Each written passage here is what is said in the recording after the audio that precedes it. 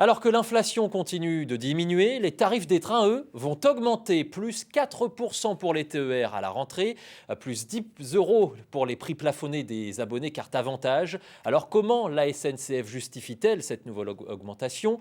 Élément de réponse avec Mélanie Cousin et Xavier Kless.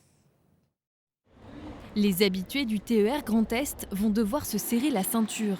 Ces lignes régionales connaissent une augmentation de 57 millions d'euros.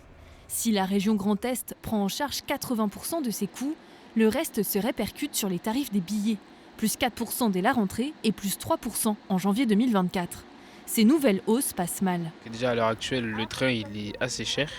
Alors s'ils augmentent encore de 5% ou de 4%, je pense qu'il y a beaucoup de personnes qui vont arrêter de prendre le train. Je suis bien obligée de le prendre. Donc on serrera le budget quoi, mais c'est vrai que c'est compliqué parce que tout augmente. Tant que la ligne marche correctement et qu'il n'y a pas de perturbation vis-à-vis de la SNCF, je ne vois aucun inconvénient là-dessus. La région Grand Est l'affirme, elle n'avait pas d'autre choix face à la flambée des prix. Il y a certes l'augmentation de l'énergie, l'inflation, les péages aussi qu'on paye à chaque fois qu'on fait rouler un train pour exploiter le réseau. Mais il y a aussi eu 7% d'augmentation d'offres sur l'année en cours. Et depuis 2016, depuis la création de la nouvelle région, on est quand même à plus 25% d'offres de trains. Et donc c'est pour ça aussi, c'est une politique en constante évolution, en constante augmentation. Malgré ces investissements, pour les associations d'usagers, en 10 ans, le service s'est considérablement dégradé.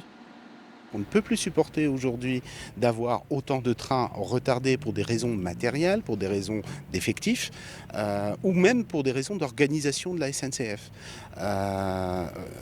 Donc notre principale attente, nous, dans ce temps-là, avec cette augmentation, c'est qu'on ait une amélioration de la qualité de service et surtout de la fiabilité des trains.